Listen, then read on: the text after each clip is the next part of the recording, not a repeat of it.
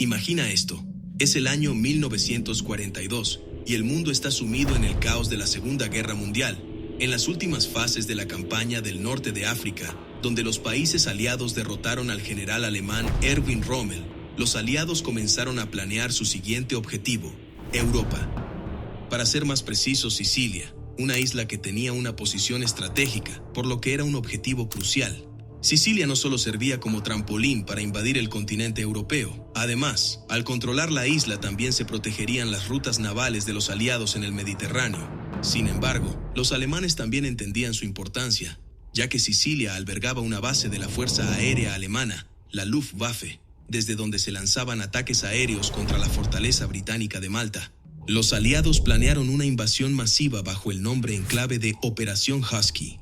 No obstante, sabían que cualquier acumulación de tropas sería detectada y vista como un preludio de ataque. Entonces planearon dividir las tropas alemanas para evitar una concentración de fuerzas en Sicilia. Teniendo esto en cuenta, los británicos iniciaron una operación secreta que tenía como objetivo confundir a los alemanes respecto a la ubicación de la invasión. Ewen Montagu, un astuto oficial de inteligencia naval y miembro del Comité de los 20, una élite dedicada al contraespionaje y las operaciones de engaño, ideó un plan ingenioso. Decidió usar un cadáver ficticio y bautizarlo como Capitán William Martin. Lo equiparon con documentos falsos. Estos documentos indicaban que los aliados planeaban invadir Grecia y Cerdeña, no Sicilia. La táctica era sencilla pero brillante: lanzar el cuerpo al mar para que los alemanes lo encontraran y, creyendo en estos documentos, redirigieran sus defensas. Montagu, con su típico humor negro, nombró a esta operación como Operación Carne Picada. El equipo de Montagu comenzó analizando qué documentos podría llevar un hombre que murió por un accidente relacionado con la apertura de su paracaídas. Dado que los alemanes sabían que los aliados nunca transportaban documentos sensibles en vuelos sobre territorio enemigo, decidieron que el hombre sería presentado como una víctima de un accidente aéreo sobre el mar. Esto no solo justificaría que el cuerpo llevara varios días en el agua, sino que también resolvería la cuestión de por qué cargaba con documentos de alta clasificación. Una vez diseñado el plan, el equipo de Montagu necesitaba encontrar el cadáver ideal para llevar a cabo su plan.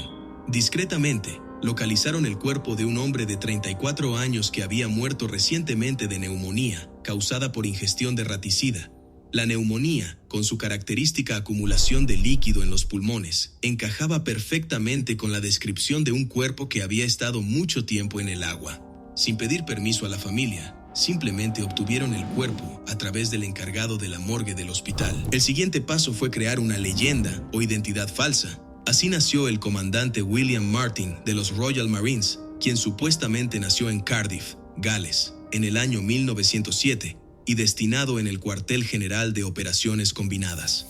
Aunque era un capitán temporalmente habilitado como comandante, este rango le permitía llevar documentos de alta clasificación, haciendo más creíble la farsa. Para darle aún más realismo a la historia del comandante William Martin, Montagu y su equipo le inventaron una novia llamada Pam, quien en realidad era una funcionaria del MI5. Crearon una historia de amor completa donde se incluyeron fotos y cartas. Entre sus pertenencias, añadieron un juego de llaves, entradas recientes al teatro, algunas deudas y otros detalles que hacían creíble su vida ficticia. La pieza clave del engaño fue una carta del supuesto jefe de Estado Mayor británico, el general Archibald Nye, dirigida al comandante de las fuerzas británicas en el norte de África, el general Harold Alexander. En esta se discutían planes de invasión en Grecia y Cerdeña. Además, Montagu añadió una segunda carta de Lord Mountbatten al almirante Sir Andrew Cunningham para reforzar la misión del comandante Martin. En esta carta se destaca la experiencia de Martin en operaciones anfibias. El cuerpo del comandante Martin fue colocado en un contenedor sellado y conservado en hielo seco, vestido con su uniforme de los Royal Marines.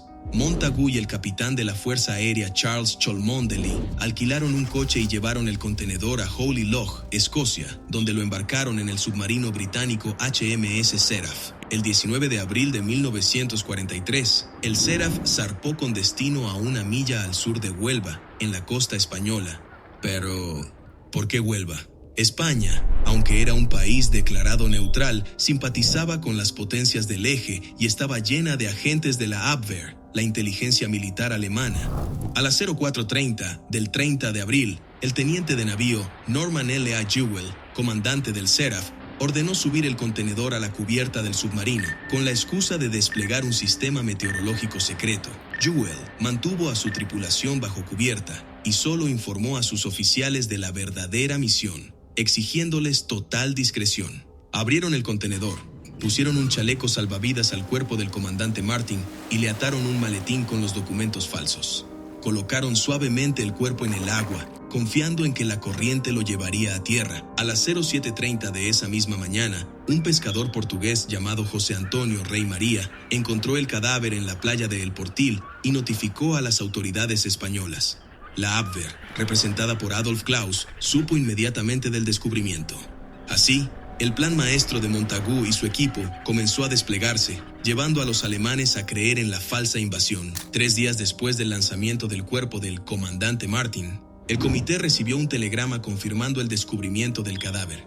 Martin fue entregado al vicecónsul británico en Huelva y enterrado con honores militares el 4 de mayo. El informe post-mortem, redactado por el forense Eduardo del Torno, indicó que Martin había muerto ahogado y llevaba varios días en el agua. Un detalle astuto: Montagu había puesto una cruz de plata en el cuello del cadáver, sugiriendo que era católico, lo que evitó que se realizara una autopsia completa. Para reforzar aún más la farsa, Montagu incluyó a Martin en la lista de bajas británicas publicada en el Times, sabiendo que los alemanes la revisarían.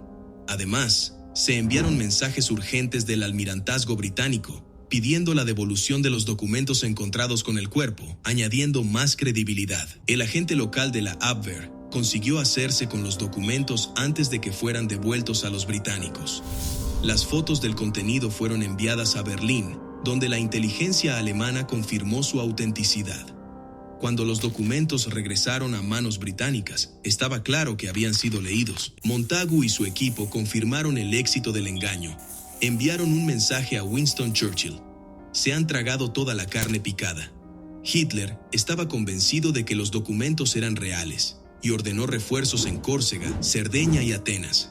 Además, desvió 2 divisiones Panzer de Rusia hacia Grecia. El 9 de julio, cuando los aliados atacaron Sicilia, los alemanes seguían creyendo que el verdadero ataque sería en Grecia o Cerdeña.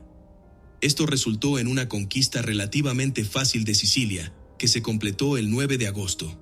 Además, la caída de Palermo precipitó un golpe de Estado que derrocó a Mussolini el 27 de julio. Pero, ¿quién era en realidad el comandante Martin?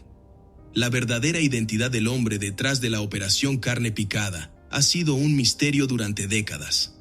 Los rumores decían que era un vagabundo londinense sin familia, muerto por neumonía y utilizado porque nadie reclamaría su cuerpo. En 1996, el ejército británico desclasificó documentos que arrojaron luz sobre este enigma. La identidad de Martin se asoció con Glyndwr Michael, un mendigo galés que murió tras ingerir raticida.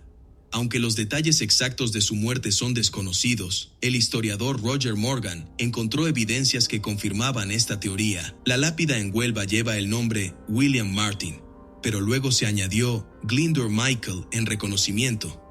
Este hombre, a través de su muerte, jugó un papel crucial en salvar miles de vidas y cambiar el curso de la guerra.